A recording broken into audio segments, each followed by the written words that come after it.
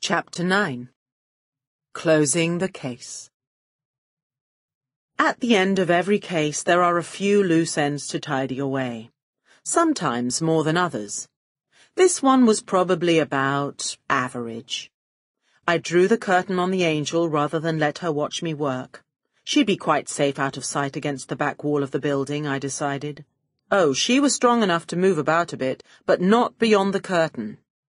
Now might be a good opportunity to refer back to my comments on hindsight in the sort of way that, at the time, I didn't. My concern was more human.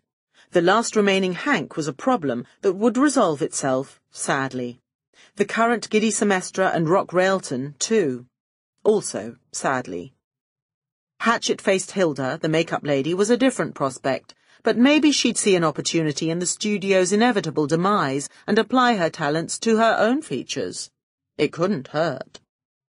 But in the meantime, I could do something for the poor unfortunates trapped in their bell jars. I had a smashing time getting them all out. The first was the most difficult because I had no help. But I dragged a Rock Railton to the coffin-shaped tank and then got to work on the equipment. I'm pretty good with a screwdriver. I don't mean the drink, though actually, now I come to think of it. One thing that had puzzled me was how an oaf like Kleiner could possibly have created such a device. I soon found my answer. He hadn't. It was just a collection of wires and valves arranged with the haphazard try-it-and-see mentality of a hopeful dullard. The angel had simply given Kleiner what he wanted. The angel, not the equipment, did all the work. And, arrogant to a degree that eclipsed whatever common sense he once had, Kleiner assumed he had created the machinery. Maybe the angel planted the idea in his rather empty head in the first place. But, whatever the case, it meant I had merely to reconnect the cables the other way round. I suffered a slight crisis of conscience, all crises are slight in my book, before switching on.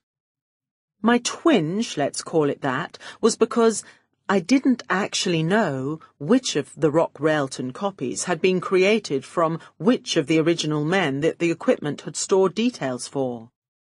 When the process was finished, and I helped a confused and rather tired-looking young man out of the tank, he might have got someone else's features and body again, or he might be back to himself. I consoled myself with the knowledge that he would never actually know. Whoever he was now was the person he thought and remembered he had always been. I don't know what he made of the process of helping me carry another unconscious body over to the tank, but as it was a Giddy Semestra copy, he probably quite enjoyed it.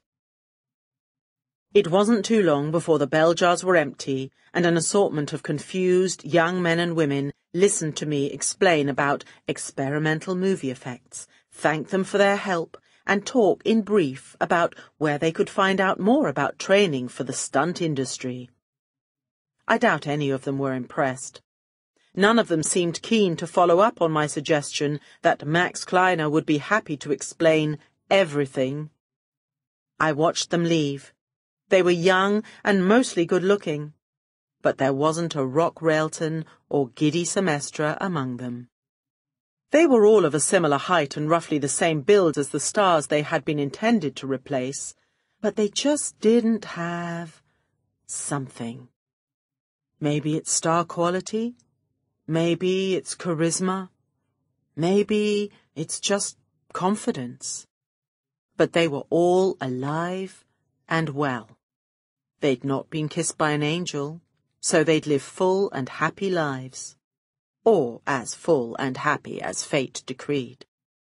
They were all unique, all, in their own special way, and to someone, a star. As soon as I was alone, I dismantled the equipment and got to work again with my screwdriver. Soon it was just a pile of metal, cables, wires, and tubes. I'd call by the prop store on my way out and have them just take it away. That left only the angel to deal with. How do you deal with a statue? That had to be the real problem. Only, of course, it wasn't. The real problem, as I discovered when I pulled back the curtain, was finding it again. Where the angel had been standing, there was an empty space. In front of the empty space was a faint dusting of Max Kleiner. Behind it was a large hole in the wall where someone had taken out one of the prefabricated panels from the outside. I knew this because the actual panel had been carefully and obviously quietly leaned up against the wall beside the resulting hole. Several sets of footmarks in the dust and dirt led away from the building. It must have happened while I was preoccupied with ushering out the confused and rather noisy starlight stars and starlets. In the distance I could see a trail of dust kicked up by a departing truck. A truck that was undoubtedly taking the angel away to... Well, that was the question, wasn't it? One case might be over, but another had just opened. New York was growling outside, but I was ready for it. My stocking seams were straight, my lipstick was combat ready, and I was packing cleavage that could fell an ox at 20 feet. What had happened to the angel was a mystery. But I am Melody Malone, with ice in my heart and a kiss on my lips, in the city that never sleeps and should never blink. Mysteries are my business.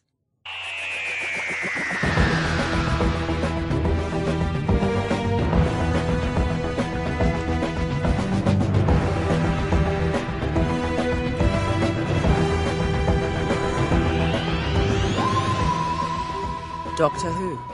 Melody Malone stars in The Angel's Kiss, was written by Melody Malone with Justin Richards and read by Alex Kingston.